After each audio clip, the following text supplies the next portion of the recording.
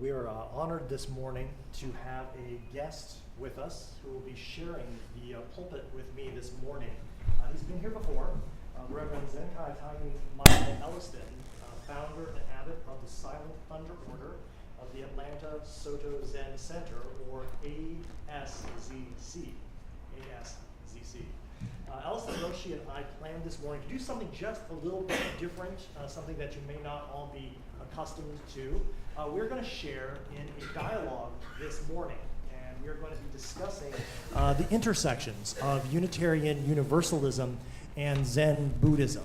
So as our volunteers set the stage here, I will briefly introduce our guest. Born in Illinois in 1941, Taiyun, or Great Cloud Roshi, received a BS and an MS from the Institute of Design at the Illinois Institute of Technology.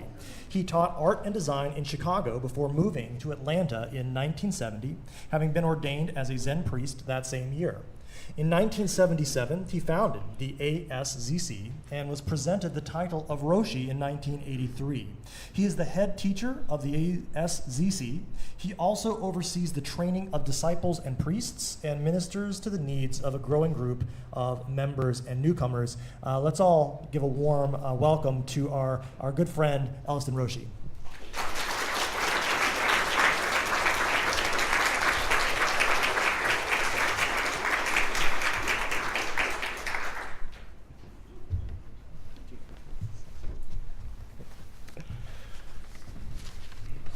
So the first thing I think we'll do is make sure this microphone, this seating arrangement is going to work for everyone. So can everyone kind of hear us if we speak kind of like this?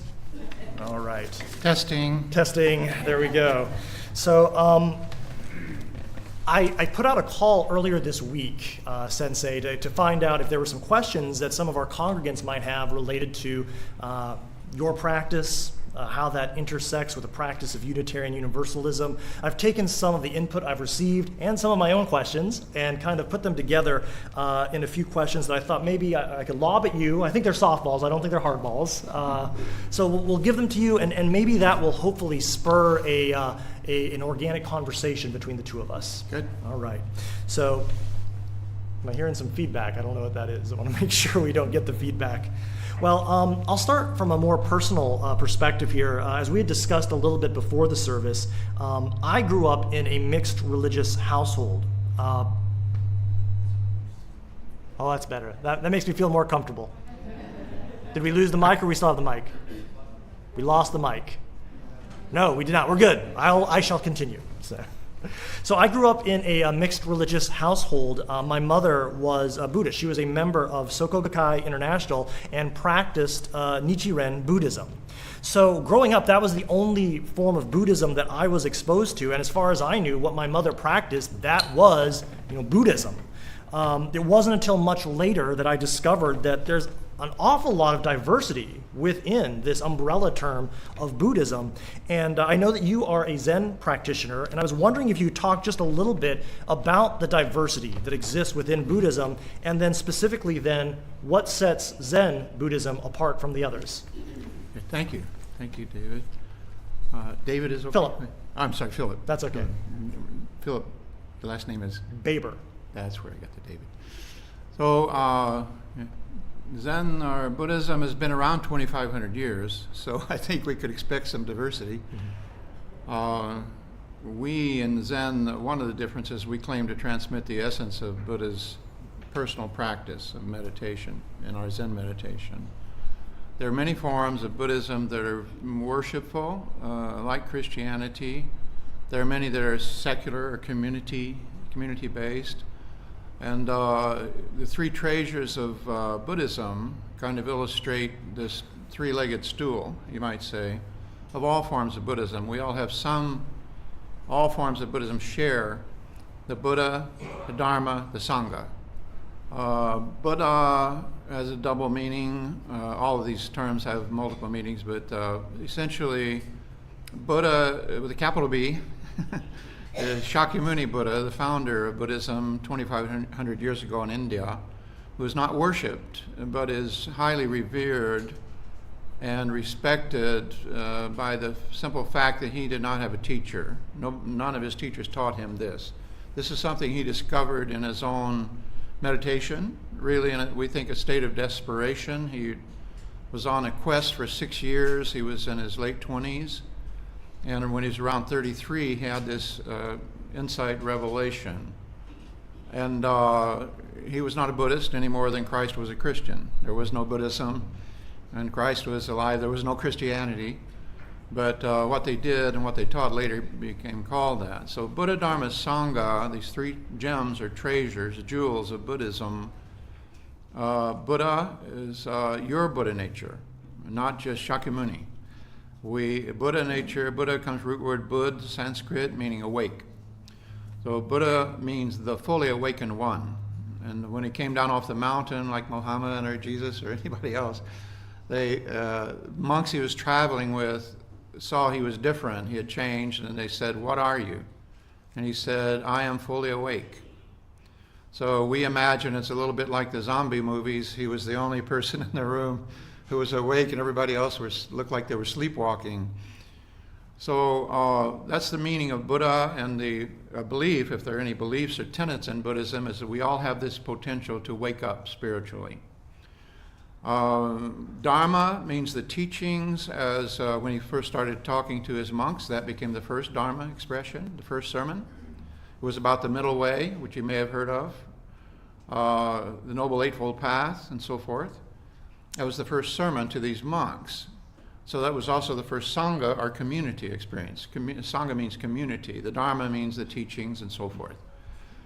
Well, these three treasures are shared by all forms of Buddhism.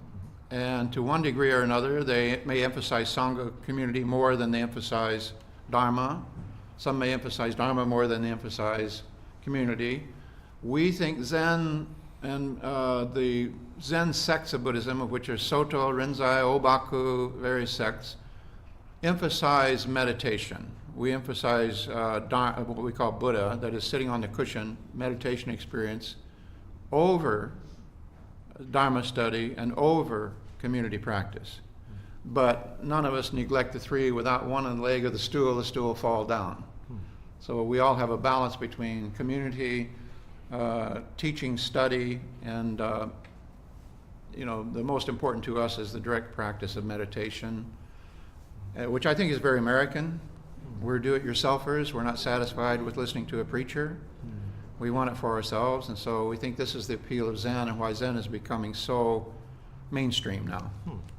So something you said there really struck out to me, the idea of the root of the word Buddha having to do with waking up. Wake. And so those of us who've been following the news and have been following social media, we know that there's a hashtag that a lot of young people today are using, hashtag woke, in talking about kind of becoming aware or awakened to systems of oppression that exist in our society and fighting against them. So, of course, that is a form of kind of corporate awakening, conscientization perhaps of a group of people, which is maybe different from the personal awakening you're speaking to. So I want to talk about that balance. I would say that Zen Buddhism is popularly imagined and understood to be a deeply personal and introspective practice.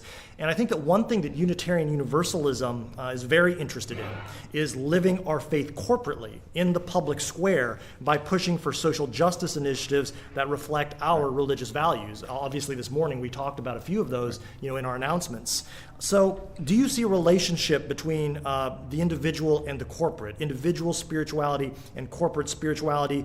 Does Zen Buddhism carry with it any moral, religious, or philosophical imperatives to make the world a better place, as opposed to just the individual? In Zen, morality is seen to come from your personally waking up. That is, we do not tend to affiliate Zen as such with causes, other than the general cause of world peace, justice, and so forth.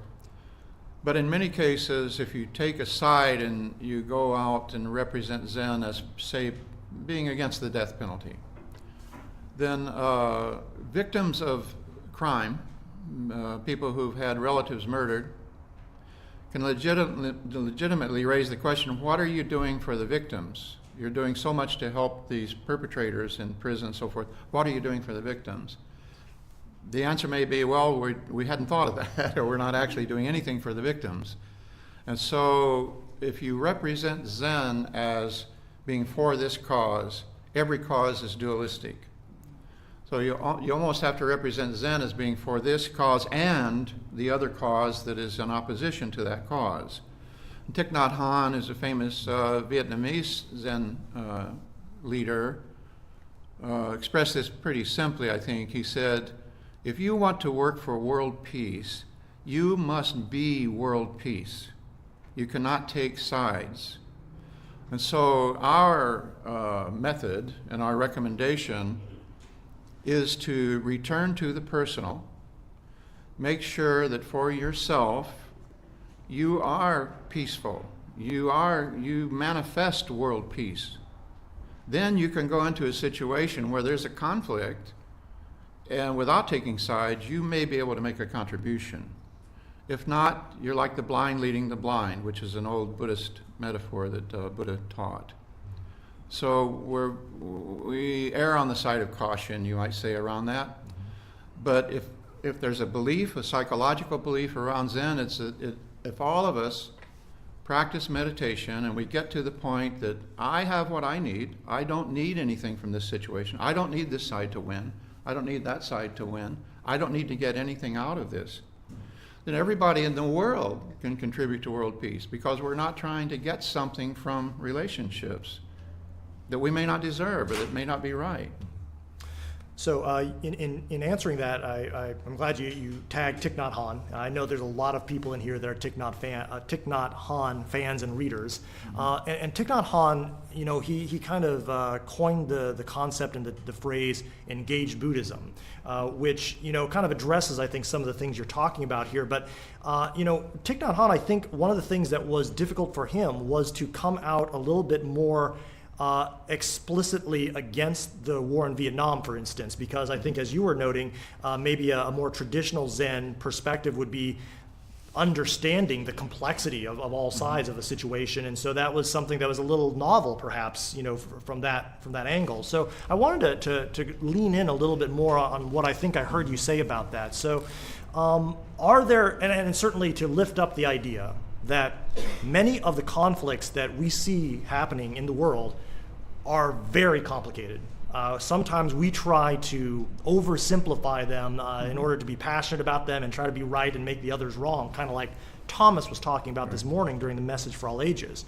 On the other hand, we see people like maybe a Thich Nhat Hanh or even a Martin Luther King Jr., who we just celebrated his passing this week, who in many ways what they sometimes try to do was actually to kind of lean into the polarization and to say that really if there's such a thing as standing on the side of love, which is a UU term we use a lot, that would suggest that in some conflicts, love has a side. Mm-hmm. So I'm wondering if you could talk to that a little bit. Would the Zen Buddhist perspective be that Dr. King should not have done what he did in the manner that he did?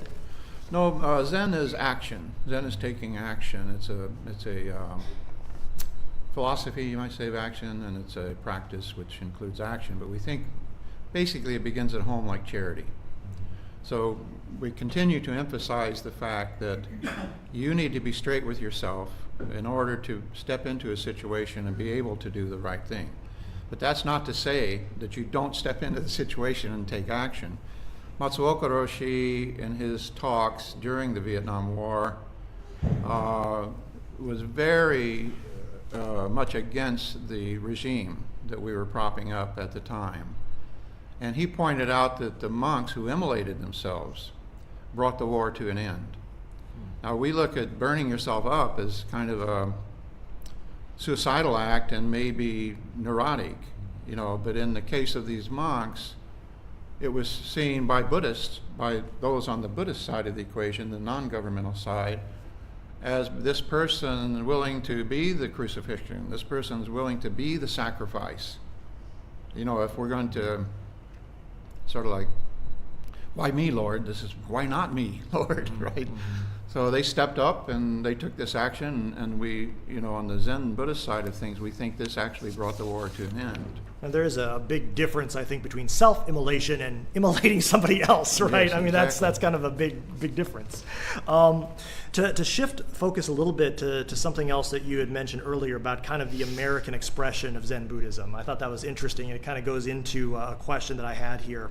I think that one thing that is happening amongst a lot of folks who are, hashtag woke, in this day and age, and amongst a lot of UUs, is the idea of understanding how our social location, that is, being male or cisgendered or privileged, what are our different privilege points, understanding how our social location and relational power dynamics affect the way that we interact with individuals and ideas from other cultures.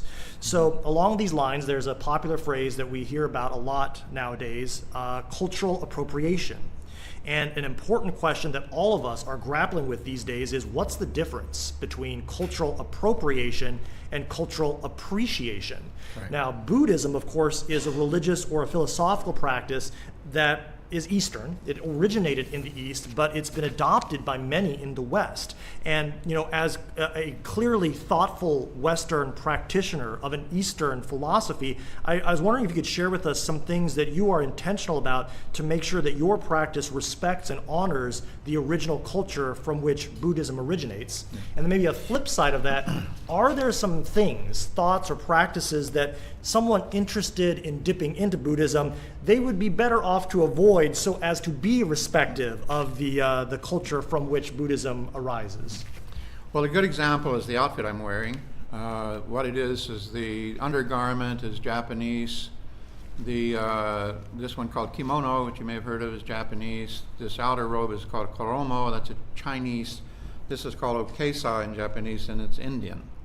So when you put on the priest's full regalia of the priest's robes in Zen, it represents all of the countries of origin. And so you're representing where Buddhism came from.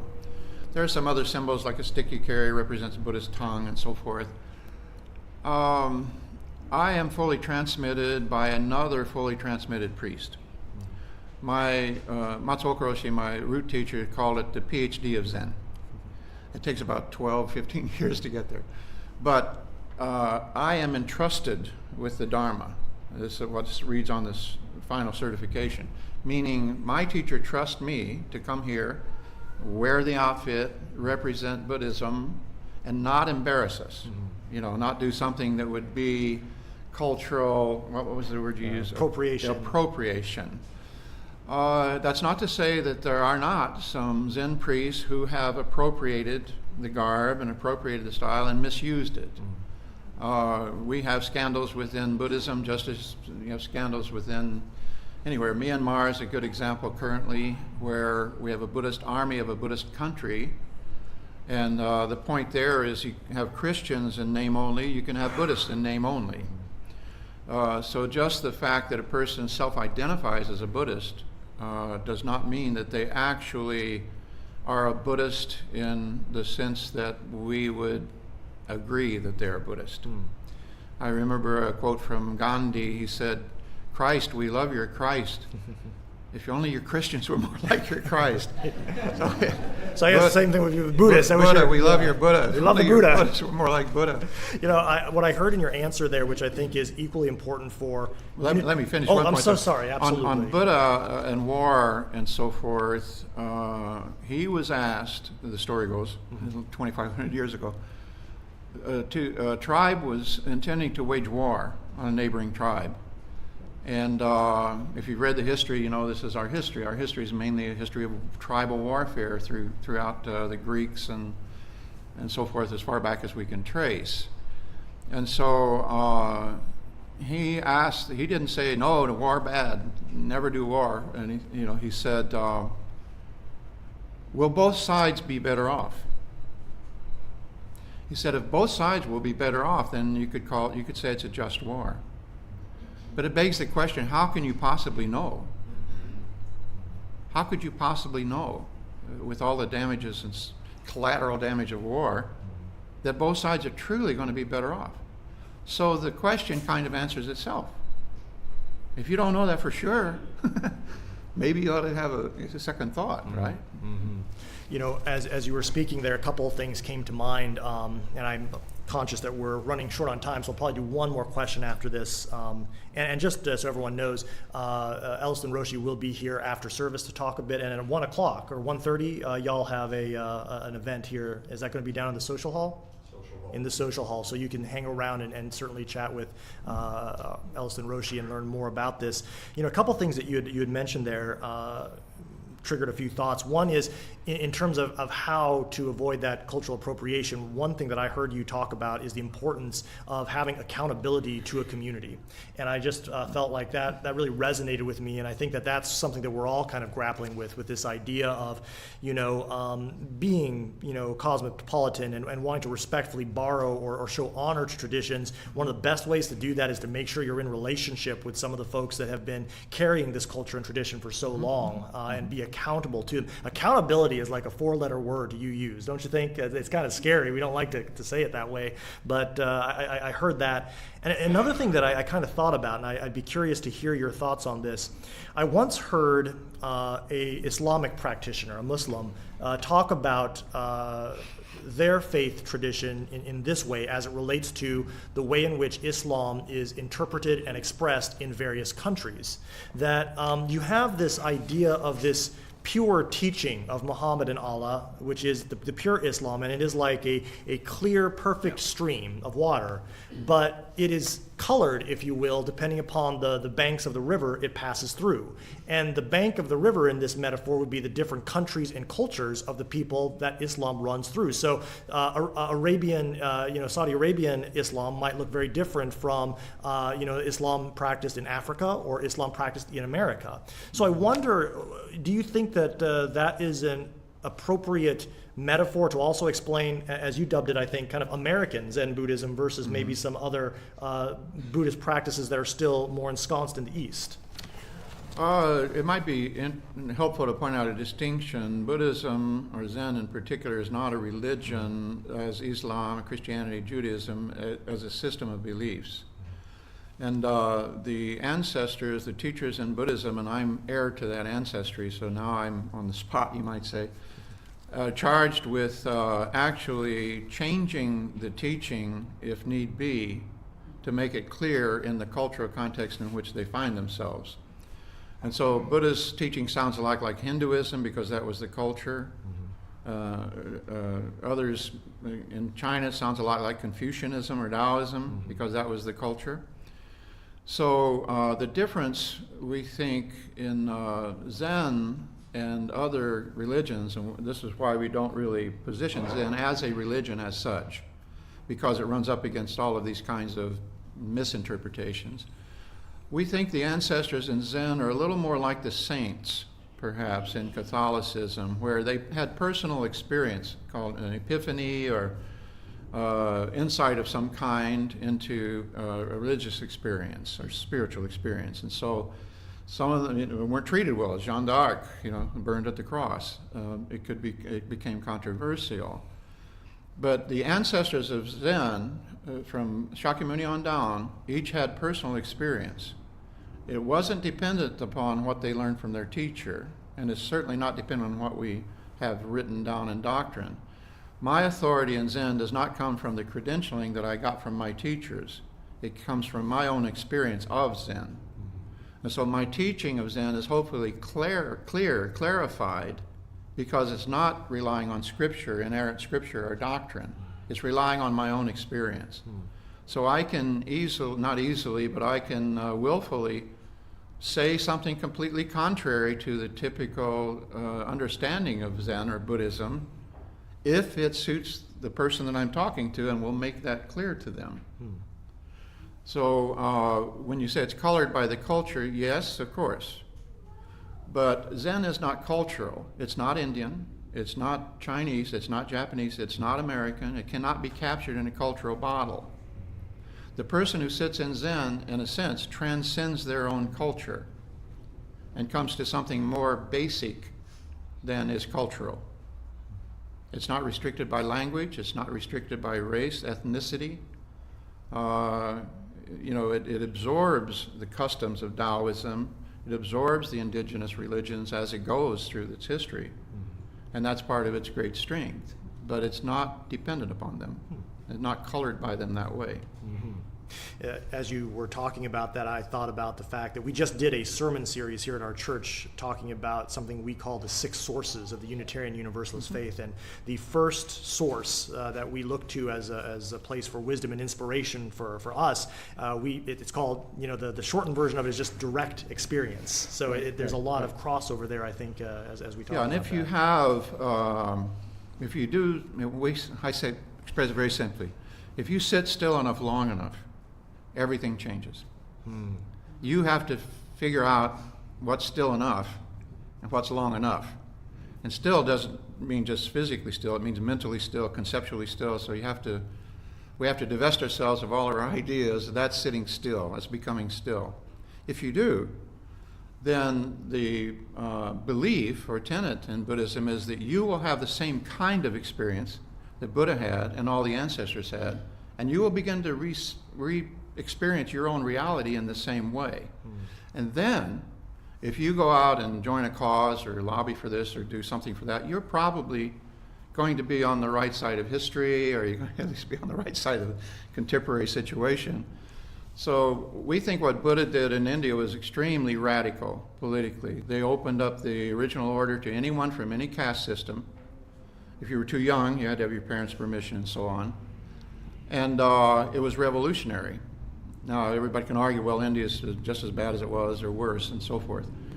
But it's kind of like Tupperware, selling Tupperware, right? Remember Tupperware? They didn't go in the retail stores. They came into your home. And so Zen is kind of like that. It's subversive. It comes in under everything else. And the revolution is personal. The revolution begins at home. So each person, if they go through this kind of transformation in their own direct experience in life, it begins to affect their family and the others around. They say if your wife and kids are happy, your Zen is working. So, if you have this personal revolution on your own, it's a wave effect. It's the revolution politically spreads through the community by the vibrations coming from each of the individuals. That's the theory or the model. We come in top down. It's just like communism in Russia. It came in China. It came in top down. And guess what? The next, instead of the czarists having the dashas up at the lake, it was the heads of the Communist Party that had the dashas up at the lake. So the same pattern keeps replicating itself on top-down solutions. Zen is a ground up, what is it called, from the grassroots solution. We all change individually, and that ripple effect changes the culture, changes society. I was going to ask another question, but gosh, that was such a great answer, and it's such a call to action because, first I wanted to repeat that I know that the great religions of the world, great philosophies of the world, whatever you call them, great thinkers and feelers have come to very similar conclusions. What you were talking about there reminded me of, I think, from the Taoist tradition, Lao Tzu, who said something along the lines of, if you want peace in the world, you must have peace in the nations. If you want peace in the nations, you must have peace in the cities. If you want peace in the cities, you must have peace in the neighborhoods. If you want peace in the neighborhoods, you must have peace in the homes. If you want peace in the homes, you must have peace in the individuals. If you want peace in the individuals, you must have peace in the heart. So I hear that resonated very much in what you're saying there. And the call to action, here, the call to action that I heard through all of that, which I'm going to take, this is my moment of Zen, if you will, from talking with you this morning. Be still. If you just be still, you'll change the world by changing yourself. Somebody says, we sit down and shut up. But somebody else said, we sit up and shut down. Chew on that one this week, why don't you all? So will you all join me in welcoming or saying thank you to Elliston Roshi. We're so honored to have you here this morning. Thank you so much.